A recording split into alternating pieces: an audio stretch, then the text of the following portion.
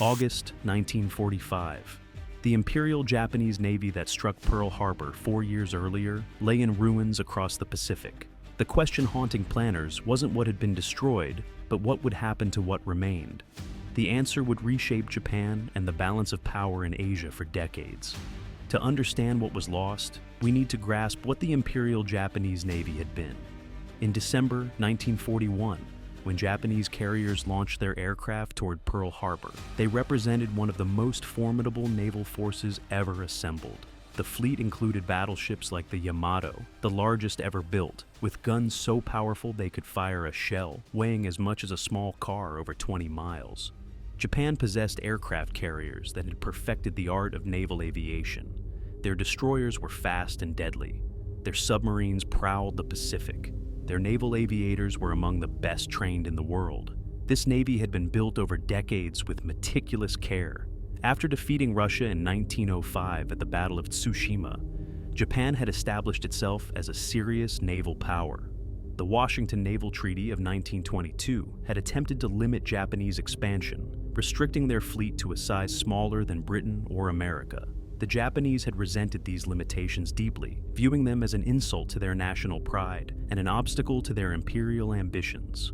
When they withdrew from the treaty system in the 1930s, they began building ships that would shock the world with their size and capability. The strategy behind this fleet was sophisticated. Japanese naval doctrine emphasized decisive battle, the concept of luring an enemy fleet into a trap and destroying it in one overwhelming engagement. They developed the Long Lance torpedo, superior to anything the Allies possessed. They trained pilots to standards of excellence that seemed almost superhuman. They built ships designed specifically to fight American vessels in Pacific waters. The Navy was not just a military force, but a symbol of Japanese technological prowess and national ambition. But by August 1945, that fleet had been systematically destroyed. The statistics tell a brutal story. The Imperial Japanese Navy lost 334 warships out of 611 total vessels during the war. Of 25 aircraft carriers and escort carriers, only 5 remained afloat by war's end, all damaged. Of 12 battleships, only 1, the Nagato, was still floating. Of 18 heavy cruisers, only 2 badly damaged ships survived at Singapore. Of 22 light cruisers, only 2 remained.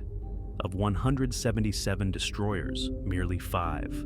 Over 300,000 Japanese naval personnel had been killed. More than 2,000 merchant ships had been sunk, with tens of thousands of crewmen lost. The final blow came in late July 1945, when American carrier aircraft launched massive strikes on Kure Naval Base and other installations around Japan's inland sea.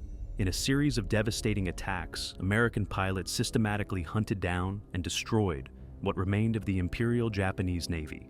Ships that had survived years of combat were bombed in their harbors, capsized at their moorings, or sunk in shallow water. The aircraft carrier Amagi was found capsized. The battleship Haruna lay destroyed. Even ships that had been carefully camouflaged could not escape the overwhelming American air power. But what would happen to the survivors was a question that would shape the future of the entire Pacific region. September 2nd, 1945. On the deck of the battleship USS Missouri in Tokyo Bay, Japanese representatives signed the instrument of surrender that ended World War II. Among those watching this ceremony were American naval officers who would soon face an unprecedented task. They had to dismantle one of the world's great navies and ensure it could never again threaten the peace. The surrender terms were explicit and uncompromising. Japan's ground, air, and naval forces were to be totally disarmed and disbanded.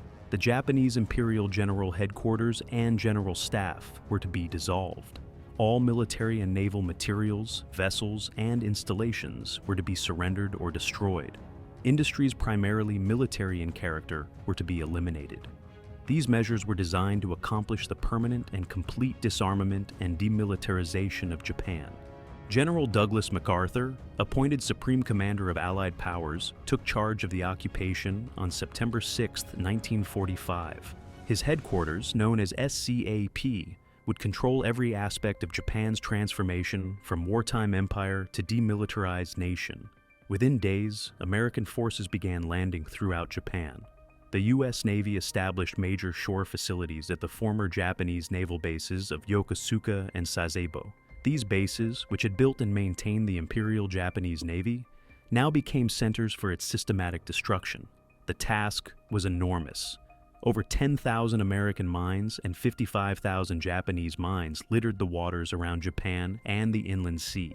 The U.S. Navy had to clear these before normal maritime traffic could resume. Ports needed to be secured. Naval installations had to be inventoried. Weapons had to be collected. Ships had to be accounted for, assessed, and either destroyed or allocated. And critically, millions of Japanese soldiers and civilians scattered across the Pacific had to be brought home. By December 1945, all Japanese military forces in the home islands were fully disbanded. The Japanese Imperial Headquarters was dissolved on September 15th. The speed of this demobilization was remarkable. Within months, an organization that had dominated Japanese life and policy for decades simply ceased to exist. Military posts in the government were left vacant and effectively abolished. The power structure that had led Japan into war was being systematically dismantled. But the physical infrastructure of the Navy remained. Ships sat in harbors. Naval bases occupied prime waterfront property. Shipyards contained equipment worth millions. Tens of thousands of skilled naval officers, engineers, and sailors suddenly found themselves without employment or purpose. What would happen to all of this? The answer would reveal the complex realities of occupation and the emerging tensions of the Cold War. The surviving ships of the Imperial Japanese Navy met various ends, each telling its own story about the war's aftermath and the priorities of the victors. The most famous was the battleship Nagato, the only first-class battleship to survive the war intact. Nagato had served as Admiral Yamamoto's flagship when he gave the order to attack Pearl Harbor.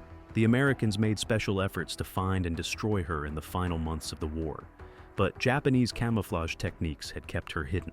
After the surrender, Nagato remained in Tokyo Bay, and American officers worried that fanatics aboard might fire a suicidal last salvo as the occupation fleet entered. After a brief confrontation over lowering the Imperial Japanese Navy flag, Nagato was surrendered peacefully. But what would America do with this powerful symbol of Japanese naval might?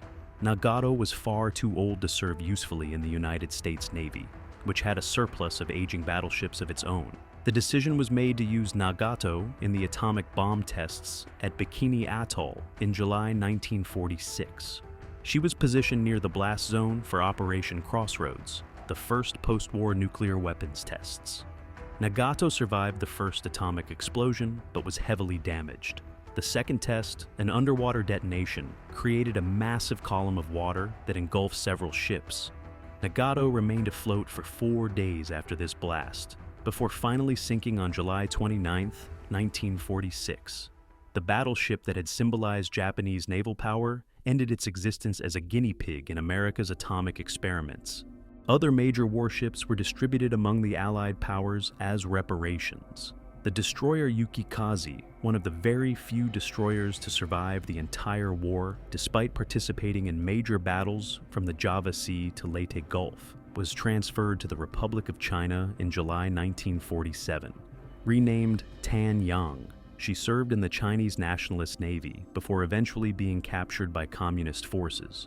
The destroyer Hibiki, which had survived multiple engagements and had been used as an air defense battery, was transferred to the Soviet Union and renamed Verny, serving in the Soviet Pacific Fleet.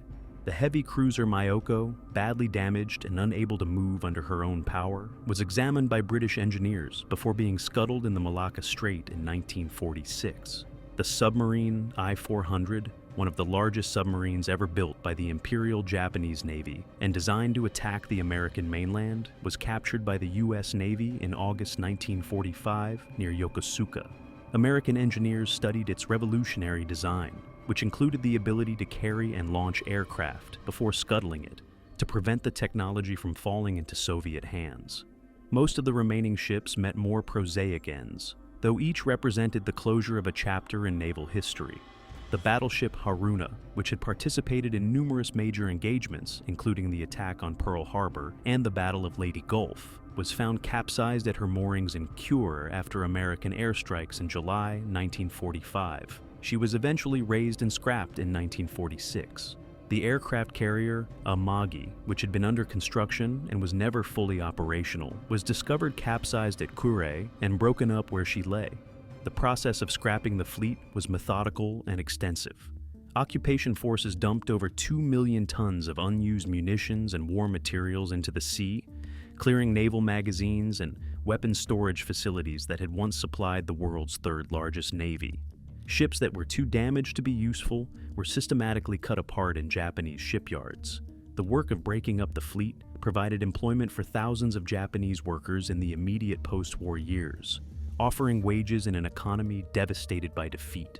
Yet this work also meant the permanent destruction of vessels that represented decades of engineering achievement and national investment. Some ships lingered longer than others. Light cruisers and destroyers that were salvageable but not deemed worthy of transfer, as reparations sat in harbors for months or even years before final decisions were made about their fate. Documentation had to be completed. Inspections had to be conducted. Allied representatives from various nations had to agree on allocation of reparations. This bureaucratic process meant that former warships sometimes served temporary purposes, including as breakwaters or storage facilities, before their eventual scrapping. Some ships, however, found a different purpose. Several ex-naval vessels were demilitarized and converted for use in repatriation operations. Japan faced an enormous challenge, bringing home millions of soldiers and civilians from across its former empire. Merchant shipping alone could not handle this task, so former warships were stripped of weapons and pressed into service as transports.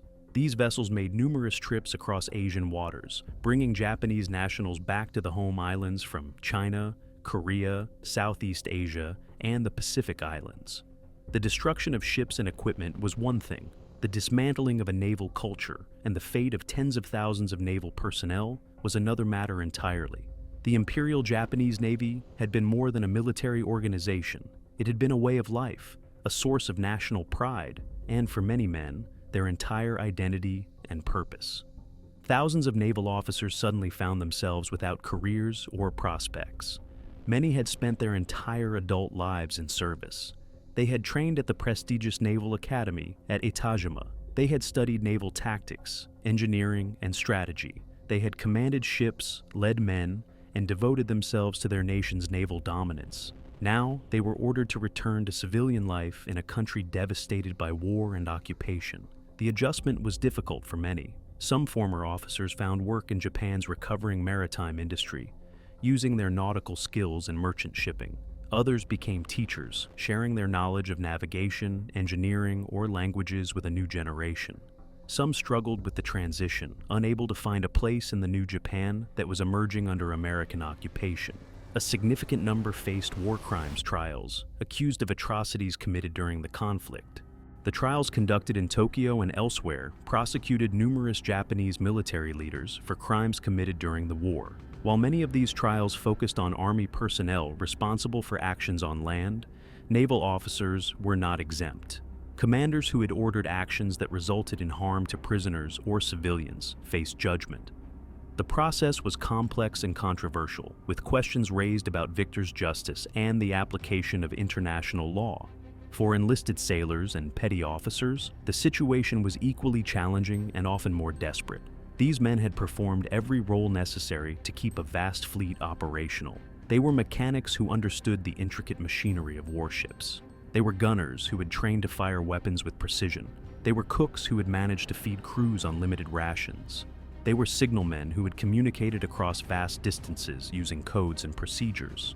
They were technicians who had maintained radar, radio, and other sophisticated equipment. They possessed skills developed over years of service, sometimes decades for the career sailors. But with the Navy disbanded and Japan's economy in ruins, finding employment was difficult for most. The merchant marine had been devastated during the war, with over 2,000 ships sunk. The fishing fleet was recovering slowly. Manufacturing had been disrupted by bombing. Agriculture could absorb some labor, but not the thousands of sailors returning to civilian life. Many returned to families they had not seen in years, only to discover that their homes had been destroyed in firebombing raids or that their communities had been transformed by defeat and occupation. Some found their families had been relocated, their property confiscated, their savings wiped out by inflation. The psychological adjustment proved as difficult as the economic one. Men who had lived by military discipline, hierarchy, and clear chains of command now had to navigate a society without such structures. Those who had found purpose and identity in service to the nation now had to reconstruct their sense of self in a country that was itself undergoing revolutionary change. Some adapted successfully, channeling their discipline and work ethic into rebuilding Japan. Others struggled with bitterness, trauma, and a sense of having sacrificed for a cause that had ended in catastrophe. Former naval personnel had to navigate a society that was itself undergoing revolutionary change. The occupation authorities were restructuring Japanese government, economy, and society. Old hierarchies were being dismantled. New democratic institutions were being created. Women gained rights they had never possessed before. The emperor was being transformed from a divine figure to a constitutional monarch. In this environment of upheaval, former military personnel often found themselves viewed with suspicion or even hostility by a population that had come to associate militarism with the disasters of war. Yet these same men possessed knowledge and skills that Japan would need as it rebuilt. Engineers who had designed warships could apply their expertise to civilian shipbuilding. Officers who had managed complex logistics operations could work in commerce. Navigators who had guided ships across vast ocean distances could support Japan's recovering merchant marine. The challenge was finding ways to redirect military expertise toward peaceful purposes without reconstituting the military institutions that had led Japan to disaster. While most military activities ceased immediately after surrender, one critical naval function continued: mine sweeping. The mines that littered Japanese waters posed an enormous danger to shipping, fishing, and the general resumption of maritime activity. Without clearing these mines, Japan's economic recovery would be impossible. The nation depended on the sea for food, commerce, and communication. The occupation authorities recognized this reality and authorized the continuation of mine-sweeping operations under Japanese control, though supervised by American personnel. Former Imperial Japanese Navy minesweepers and their crews were retained for this essential work. They were organized initially under the 2nd Bureau of the Demobilization Ministry and later transferred to a new organization called the Maritime Safety Agency. This minesweeping fleet represented one of the few direct continuities between the Imperial Japanese Navy and post-war Japan. The ships were the same vessels that had served during the war, though now stripped of weapons and operating under different authority. Many of the personnel were former naval sailors using the same skills they had employed during wartime. The work was dangerous. Mines did not distinguish between warships and minesweepers. Accidents occurred, ships were damaged, men were killed or injured. But the mission was essential, and it provided a way for Japan to maintain some naval expertise and capacity during the occupation years. The minesweeping operations cleared thousands of mines from shipping lanes, harbor approaches, and fishing grounds. This work enabled the resumption of commercial shipping, supported the fishing industry that fed Japan's population, and allowed for the repatriation operations that brought millions of Japanese home from overseas.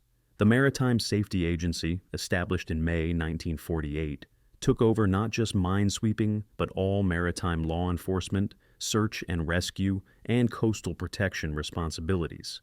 This organization operated vessels, maintained maritime skills, and preserved some continuity of naval tradition, even though it was officially a civilian agency.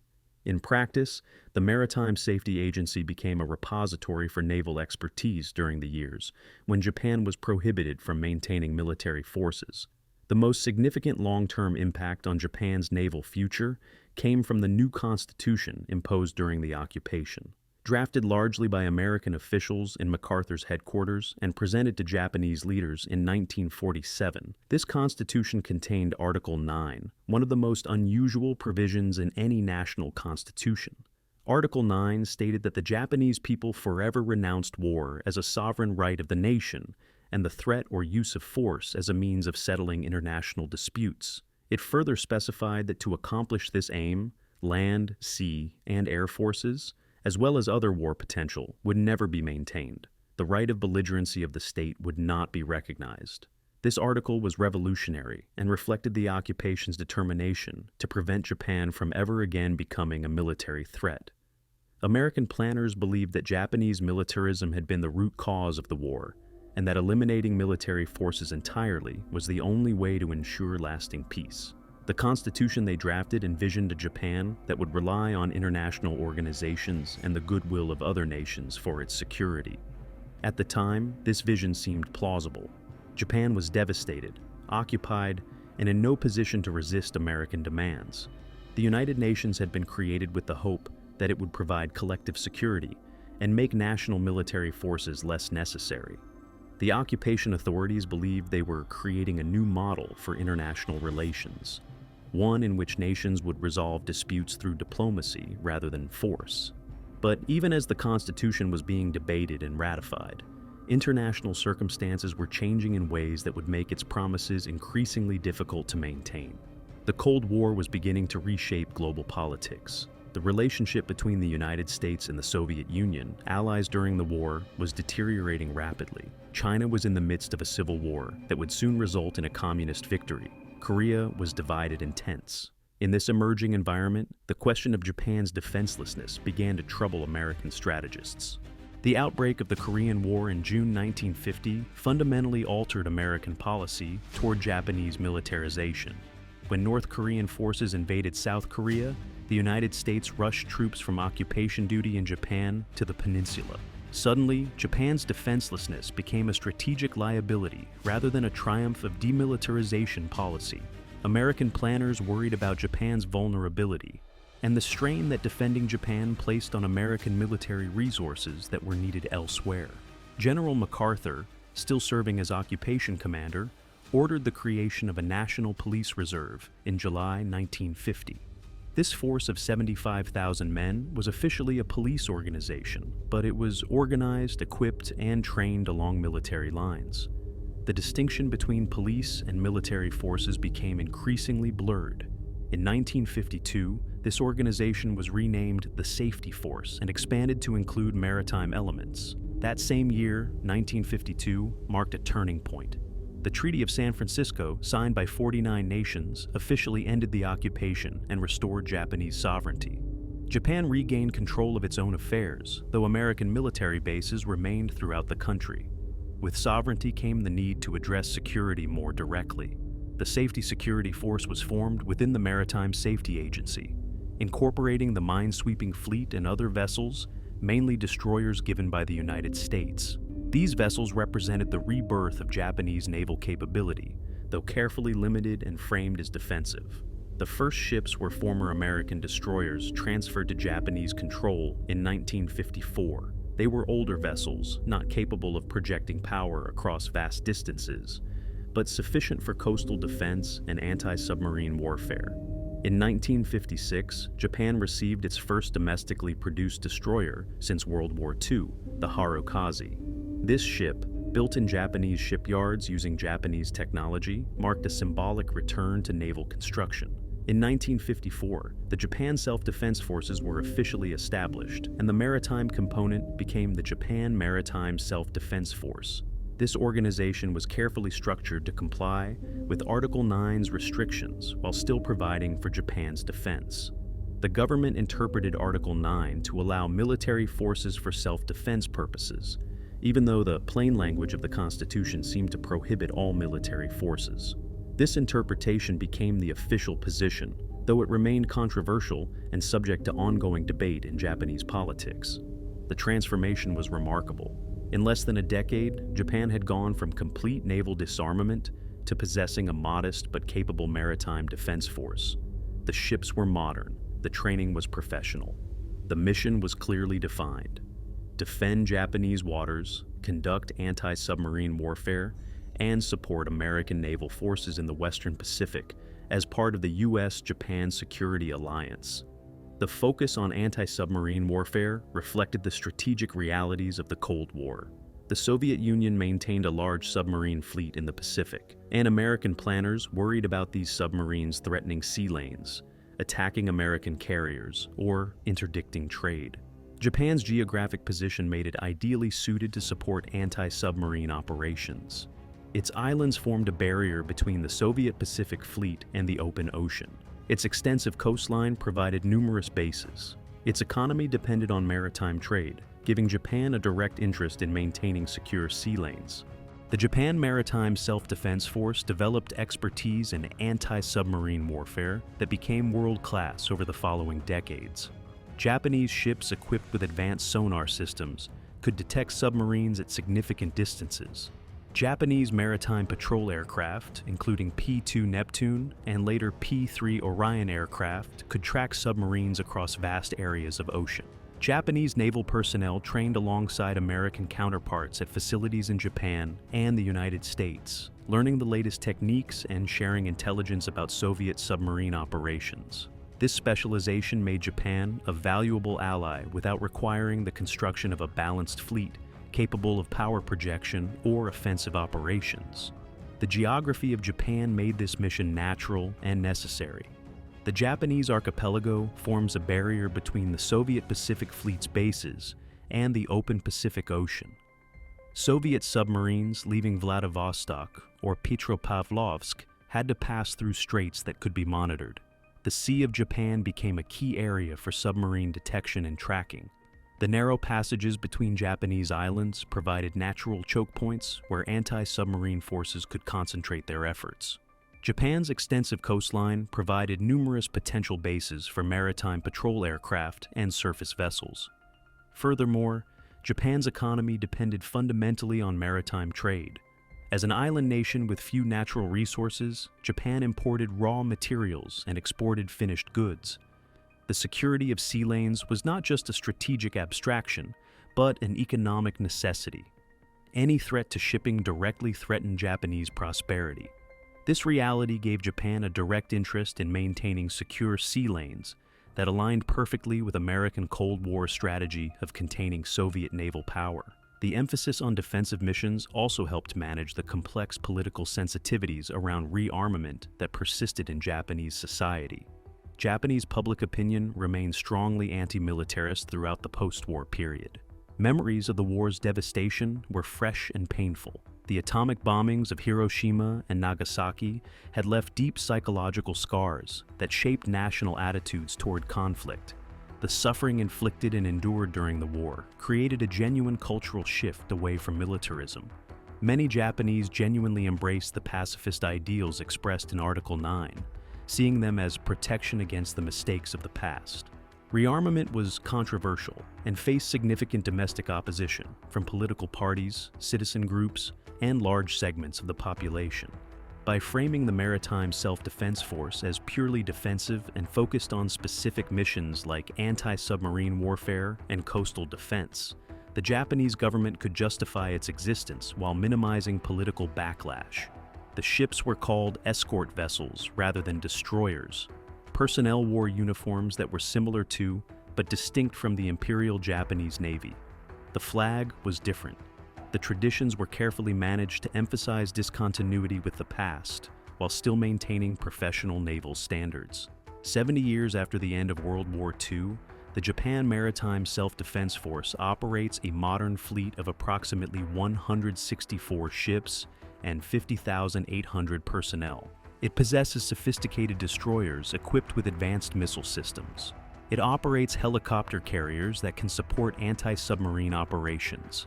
Its submarines are among the most advanced diesel-electric boats in the world. Its naval aviation forces fly advanced patrol aircraft and helicopters.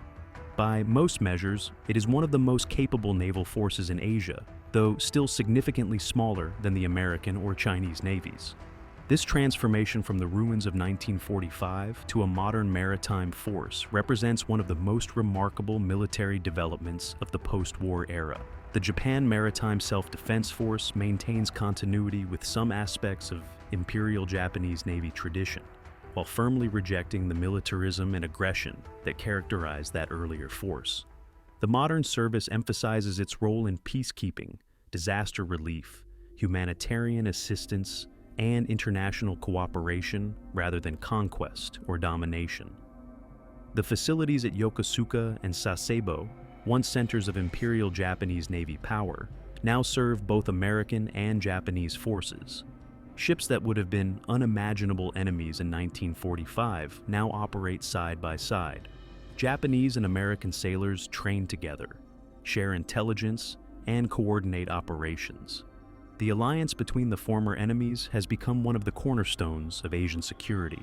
Yet, questions and tensions remain. The proper interpretation of Article 9 continues to generate political debate in Japan. Some argue that the current self-defense forces already violate the Constitution's clear language. Others want to revise Article 9 to acknowledge the reality of Japan's military capabilities and potentially expand their permitted missions. Recent developments, including China's naval expansion and North Korea's missile programs, have intensified these debates. The Japan Maritime Self-Defense Force has expanded its activities beyond traditional coastal defense. It has participated in anti-piracy operations off Somalia. It has conducted humanitarian missions after natural disasters. It is engaged in joint exercises with numerous nations beyond the United States. These activities reflect a gradual broadening of Japan's security role, though always within the framework of self-defense and international cooperation, rather than independent power projection. The story of what happened to the Japanese Navy after World War II is ultimately a story about transformation and the long shadow of history. The Imperial Japanese Navy that attacked Pearl Harbor was obliterated, not just in terms of ships and equipment, but as an institution and a way of thinking. The occupation forces were determined to ensure that Japan would never again threaten the peace, and they succeeded in fundamentally remaking Japanese military institutions. But the story is also about continuity and adaptation. Naval expertise did not disappear. Maritime traditions survived in modified form.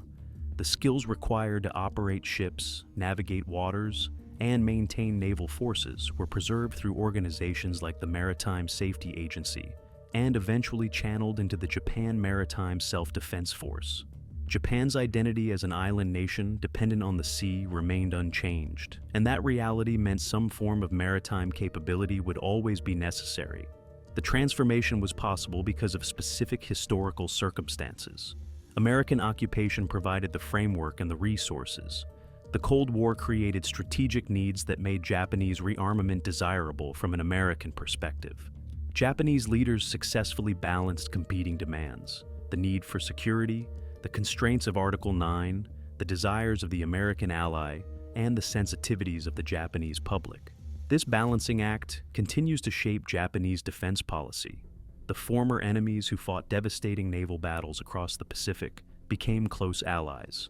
The United States, which had destroyed the Imperial Japanese Navy, became the primary supporter of Japan's maritime rebirth. This remarkable reconciliation stands as one of the occupation's greatest achievements, though it was motivated by strategic calculation as much as idealism. Today, when historians examine the ruins of the Imperial Japanese Navy at Kure, or visit the battleship Nagato's resting place at Bikini Atoll, they see more than just military history. They see the evidence of how completely Japan's militarist institutions were destroyed, and how carefully new institutions were constructed in their place. The Japan Maritime Self-Defense Force is not the Imperial Japanese Navy reborn. It is something different, shaped by defeat, occupation, constitutional constraints, Cold War alliances, and 7 decades of democratic governance. The warships that survived the war were dispersed, scrapped, or sunk. The bases were occupied and repurposed. The personnel were demobilized and scattered. The organization was dissolved. But from these ruins emerged a different kind of naval force, one designed to defend rather than conquer, to cooperate rather than dominate, to serve a democracy rather than an empire. The transformation was neither simple nor complete, and its legacy continues to shape Japanese society and Asian security in complex ways. But it represents a fundamental break with the past, a deliberate choice to build something new from the wreckage of war. If you enjoyed this video, please like and subscribe to our channel so you never miss out on more history documentaries.